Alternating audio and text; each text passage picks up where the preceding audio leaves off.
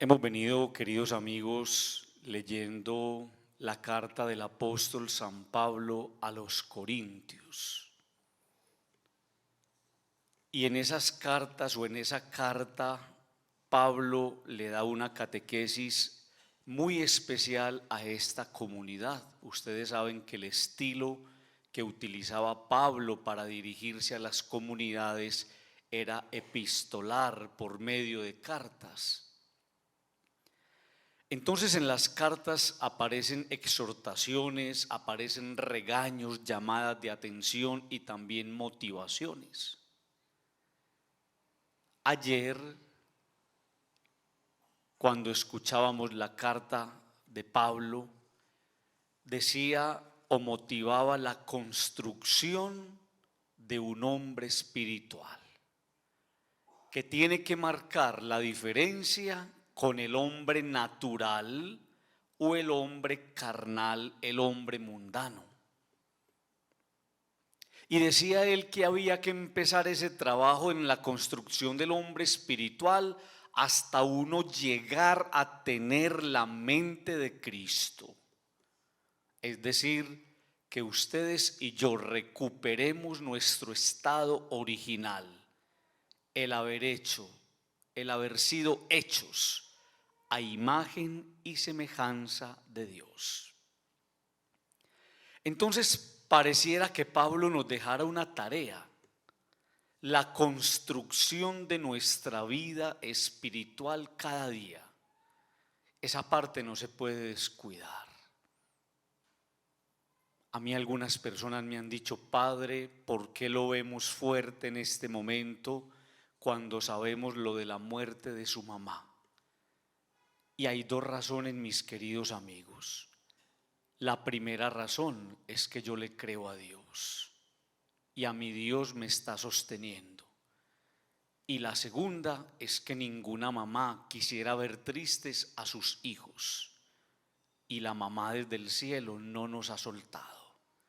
Nos está agarrando de una manera tan extraordinaria que nosotros no hemos permitido que se nos desmorone el alma.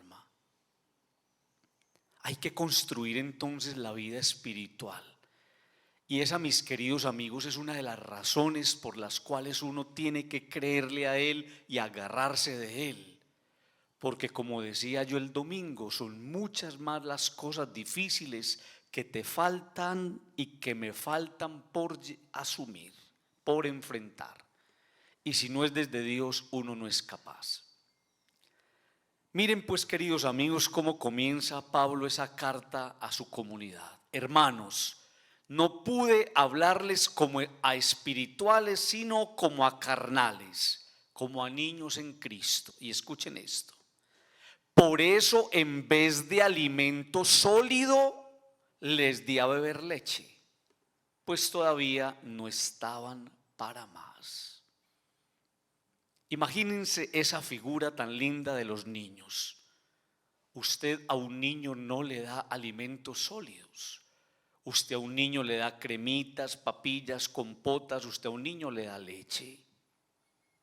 Entonces pareciera que Pablo nos estuviera sugiriendo el cuidado que hay que tener en el proceso de la fe.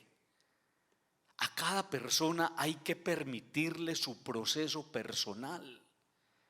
Yo conozco personas hastiadas de Dios, cansadas de Dios, se rindieron de Dios y de la iglesia y de la Eucaristía y no quieren saber nada del Señor porque alguien, siendo niños, les empezó a dar sólido. Amigos, yo a la otra persona le tengo que respetar su proceso espiritual. ¿Cómo es que yo encuentro a una persona y la quiero poner al nivel de mi vida, donde yo ya llevo un camino, un recorrido, donde yo ya no estoy gateando, yo ya estoy caminando? Cuando encuentro a una persona, y eso ocurre mucho en los hogares, mujeres piadosas, yo no voy a decir que no sean buenas, seguramente son extraordinarias, pero cogen a sus maridos y los quieren llevar al nivel de ellas. Y entonces el marido que ha sido bien apático lo quieren al otro día ya rezando el rosario. y hasta le cuelgan la camándula en el cuello y se la ponen debajo de la almohada, y el esposo sale y, mejor dicho, lo llenan de bendiciones y le empacan hasta un escapulario. No. Entonces terminamos hastiando a la otra persona cuando a la otra persona le tenemos que dar lechita. No le dé sólido todavía. Vaya despacio con la persona. Permítale a esa persona sus dudas, sus inquietudes, incluso sus vacíos espirituales. Y así es que se va construyendo, queridos amigos, la fe. Conozco personas que se cansaron de la vida espiritual porque alguien los asfixió, porque alguien les desmotivó, porque alguien les robó la esperanza, porque alguien no los dejó hacer un proceso sano, libre y tranquilo. Esa es la primera idea, queridos amigos, que me parece interesante de Pablo. Permita que la persona gatee primero y luego, cuando haya gateado, por sí sola se levante y empiece a dar sus primeros pasos.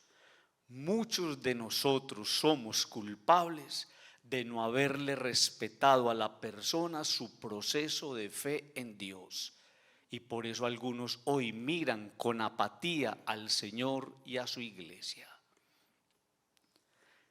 Termino con esto. En el Evangelio vemos a un Jesús que asume unas actitudes extraordinarias. Ese Jesús que tiene una experiencia sana de Dios. Ese Jesús que no hacía nada sin antes consultárselo al Señor. Padre, ¿por qué? Porque tenía una experiencia espiritual muy fuerte.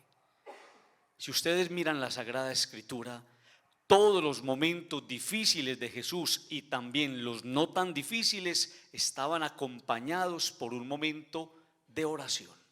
Antes de obrar un milagro, oraba. Antes de la multiplicación de los panes, oraba. Antes de ser crucificado en el huerto de Getsemaní, está en oración. Entonces la vida es eso, es una preparación desde lo espiritual para lo que se viene.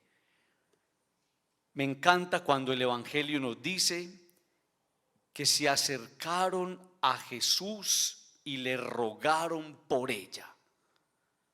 Amigos, tenemos que entregarle al Señor nuestras necesidades. ¿A quién más se las llevamos?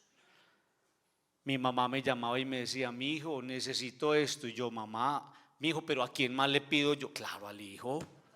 ¿A quién más? ¿Usted a quién le pide? ¿A quién más? Sino al Señor. Le rogaban por ella. ¿A quién? A Él, al que tiene en sus manos el poder y el control. Segunda idea: ¿cómo se obra un milagro? Acercando tanto la persona a Dios que la persona quede metida en Dios y Dios quede sobre la persona o en la persona. Mire qué cosa tan bella. Inclinándose sobre ella, se acercó tanto a la persona que la presencia cercana de Jesús obró el milagro. Tercero, Jesús se retiró a un lugar desierto. No olvide que la espiritualidad se fortalece mejor en la intimidad con el Señor. Ustedes y yo vivimos muy llenos de personas y a veces hace falta pegarse una escapadita para estar solitos con Jesús. Digan conmigo amén.